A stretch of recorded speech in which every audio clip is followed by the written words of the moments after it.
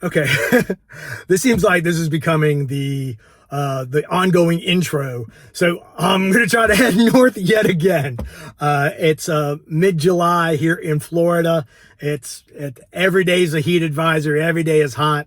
I am going to head up to the wildlife management area that I had done in a previous boondocking episode up in Tennessee. I forgot the exact name. It's like Prentice or something like that. Wildlife management area. Like I said, it's in one of the other playlists.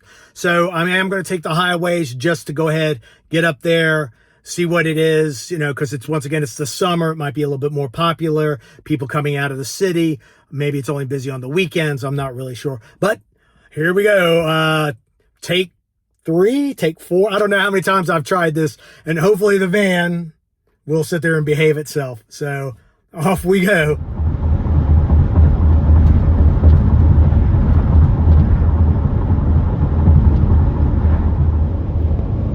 So like I was mentioning this morning, I've made several attempts now to go northbound to kind of beat the summer heat, get up into the northern states.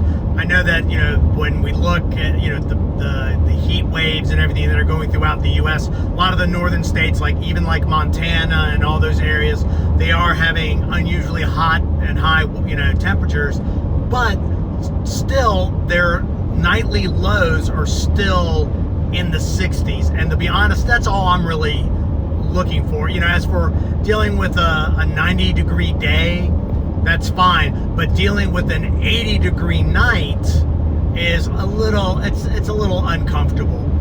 And so that's one of the reasons. And then just briefly to talk about gas prices. As we all know, we're all affected by that. I heard that in the state, and at least in the continental United States, Indiana supposedly has the lowest gasoline. Right now in Florida and Georgia, of course it's over $3. I paid $3.20 something, in Georgia it's like $3.80 something. In Florida, I do have, once again, one of those truck stop cards that gives me 10 cents off. I get it. But my real goal is not to be driving every day. My goal is to find some place, stay for 14 days, and then yes, go drive somewhere else, and then stop someplace, do 14 days. And then when you kind of look at it in that perspective, I really do think that it's manageable. Big trips like what I'm doing right now, driving straight to Tennessee. Yeah, it's probably going to be $100 gas bill to get there. So it's but once I'm there, then that parsed over the 14 days, it becomes a little bit more reasonable. It's more manageable, at least in my opinion.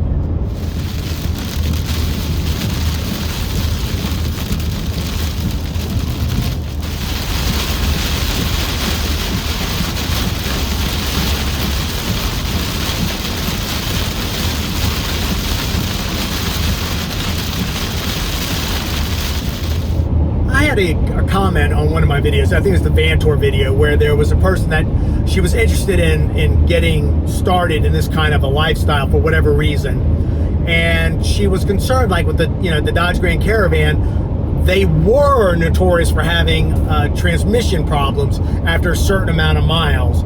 I know that the newer models, like the one that I have, a 2017, doesn't have that. But as we all know on this channel, if you've watched some of the videos, thank you very much. But that I've had several repairs already around the ignition, and I'm hoping that the last thing that was replaced, the TIPM, will do that. Once again, it was around $3,000 for all the repairs, all the parts.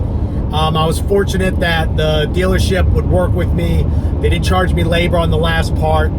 But still, as I look at that cost as just how, what it costs to live over the course of the year, I don't see it being that bad. I know that you have to have contingency plans. You do have to have savings. So if there is a big ticket item that you're able to afford it without having to put it on a credit card and then having to pay credit card debt and all that, I understand and empathize. And you really have to, of course, at the end of the day, you have to do what's comfortable for you. But I look at somebody that lives in an apartment or somebody that lives in a house. When things go wrong, there's always those chances. Somebody living in the house, the air conditioning can go out. That right there is, $5,000 to $10,000 worth of repairs. Or a refrigerator. Once again, you're going to pay a couple of $1,000s for a new refrigerator.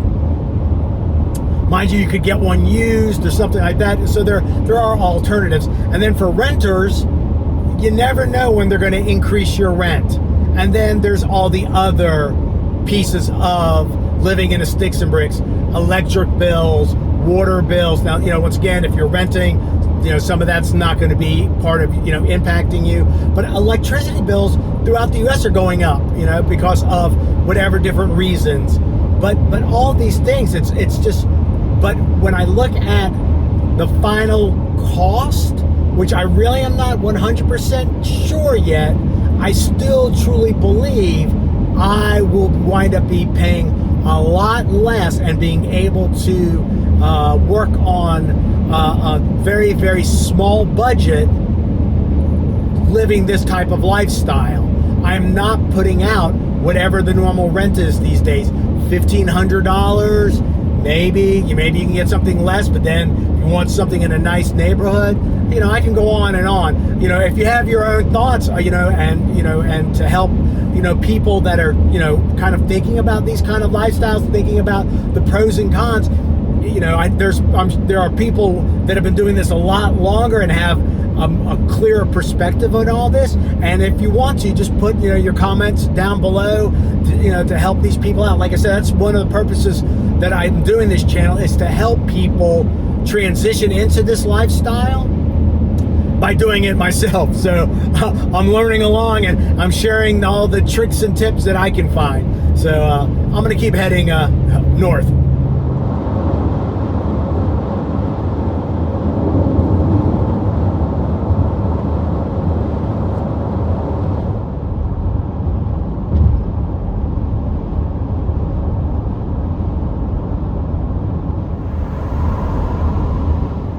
All right, made it back. I got the campsite, as you can hear, that's raining right now.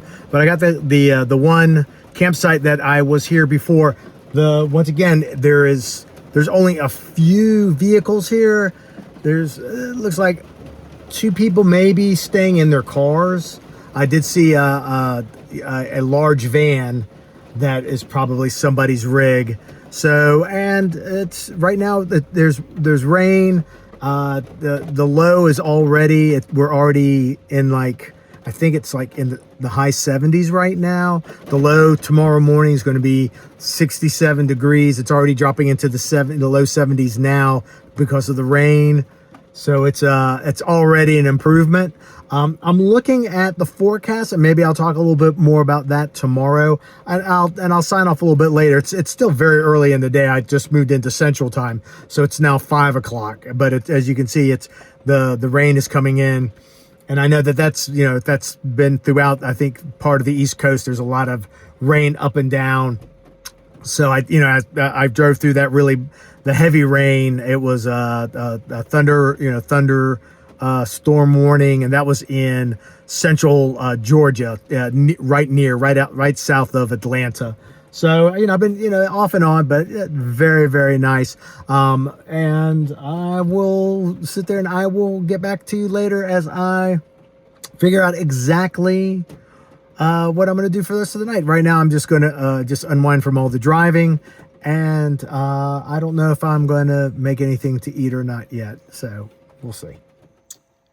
So yeah, it's just been a quiet afternoon. I got here around 5 o'clock Central Time, and sunset is going to happen, I think, within the next hour or so. So, and it's just been drizzling off and on. I've opened up the van. It's cooled off. It's probably in the low 70s right now, 72 or something like that. I do have the fan running. It's supposed to get down to, once again, like right below 70 tonight, which is going to be just delightful. I did look at the weather. Every day it's supposed to rain. In fact, there's more rain coming tonight after sunset. So, but to be honest, it's just so quiet here. Like I said, there's a few other people using the campgrounds, but other than that, it's so I'm really thinking that I'm gonna go ahead and just stay here for the next week or two. There's really no reason. There's going to be like the hottest day here is going to be, I think they're saying like the feels like was going to be like high 80s, but that's just, that's just in the middle of the day, and that's manageable. If I have to, I'll go ahead and I'll find a library on that day. I think it's Thursday, and I'll go in the middle of the afternoon to a library or go find a bookstore or something. I'll spend a couple of hours in the air conditioning, and then I'll come back out here. Mind you, once again, just like with anything, these sites are first come, first serve because they're free. So, I might not get this particular spot, but I